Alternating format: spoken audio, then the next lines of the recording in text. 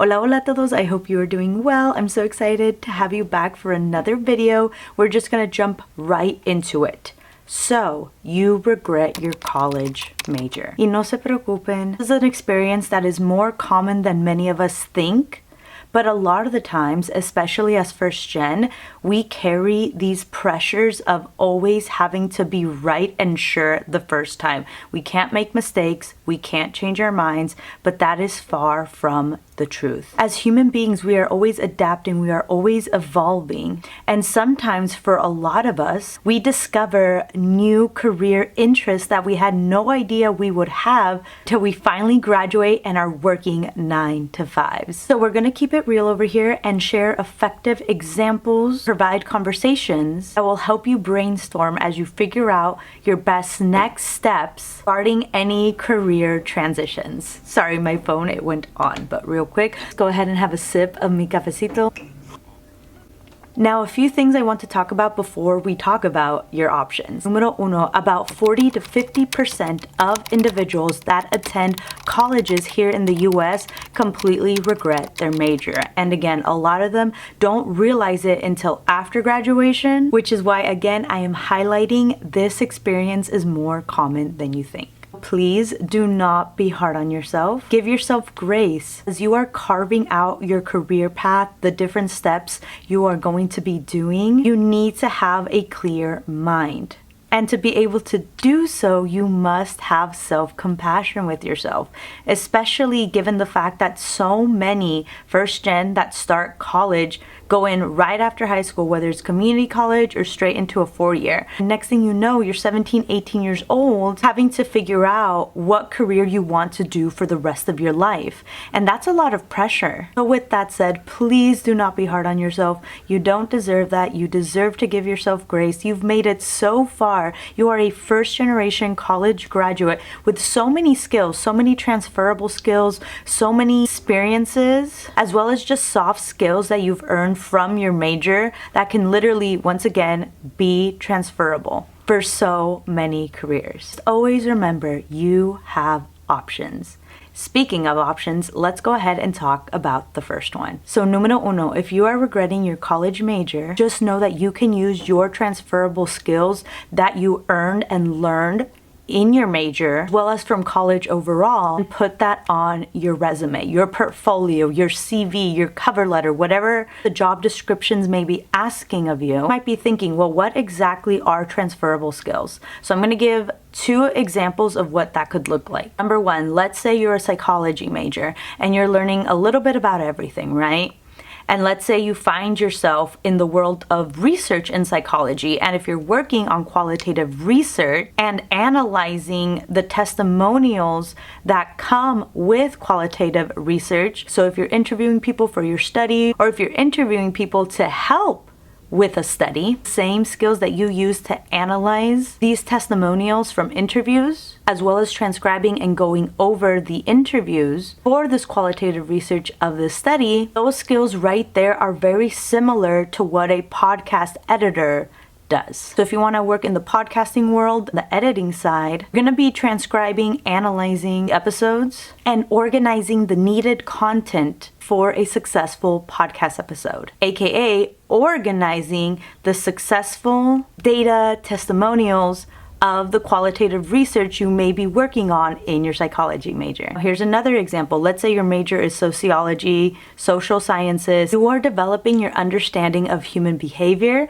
as well as applying effective communication styles, drafting up concepts, essays for your classes, overall social sciences classes. And you see all these skills I just mentioned, they are transferable if you want to work in marketing and so forth. All right, número dos, your next option, what you can do if you regret your college major is going back to school.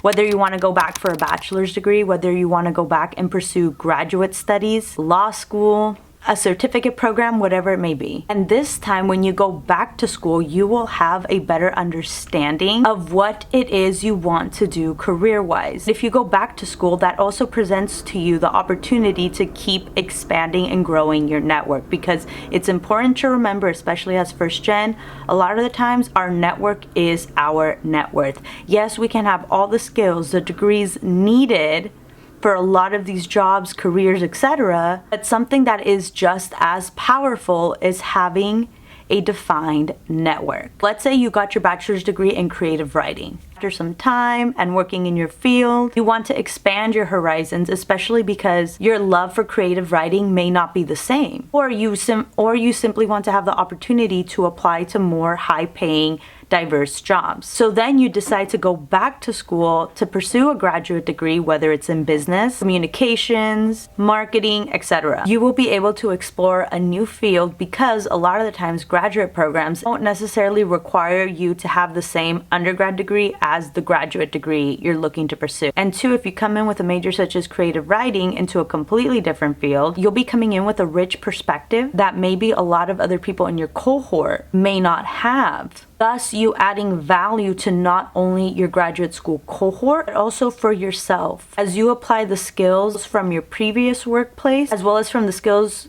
of the major you have, to help you level up professionally, career-wise, while studying your preferred graduate degree. All right, quick cafecito break. I'm going to lie, this is my second cup of coffee for the day.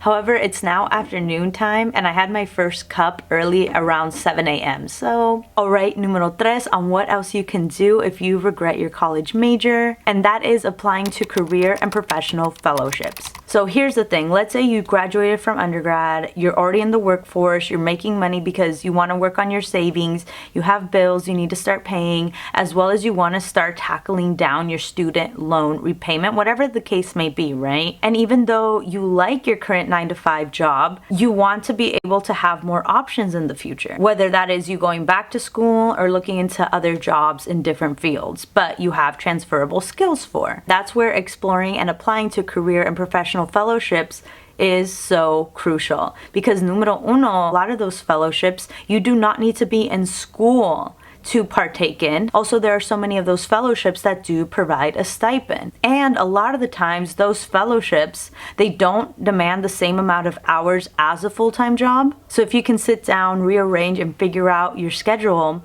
you could totally complete a fellowship while working your 9-to-5 job. And essentially with this fellowship, one, you will continue to expand your network. Two, you will be able to actively put on your resume or CV that you've been partaking in fellowships to continue your professional development as well as overall career skill set. So let's say you're currently working in ABA therapy, but you want to see what else is out there for you. Then you're doing your research on a database such as ProFellow, as well as LinkedIn, and you come across a fellowship focuses on public policy, and that's something that catches your interest because you've thought about maybe one day working in DC, in the White House, etc. If you complete that public policy fellowship while working your full-time job, not only will you build on your skill sets to be more diverse, you'll also be allowing yourself to explore what else is out there career-wise. And let me just tell you, when you diversify your skill sets and you continue to explore, see what other careers are out there, that could also bring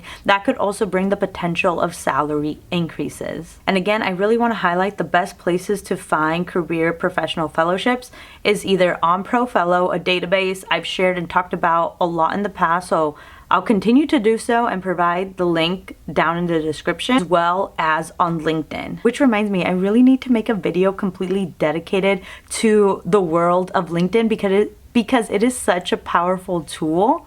And I feel like with almost every video that I've been making, I always end up mentioning LinkedIn at some point. But moral of the story, I just want you to always remember and to always know that you have options. Just because you fell out of love in something, or you don't love something anymore, or if you simply want to make more money, you can totally do so, and you have options. It's just going back and figuring out what is best for you, what is most aligned for you, and making sure you get started. Right, mi gente, that's all I have for you today. If you haven't already, please make sure you are subscribed to the Cafecito con Estrellita YouTube channel.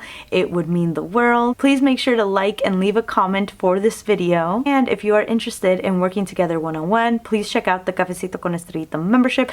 I will be linking it down below. Cuídense y hablamos pronto. Adiós.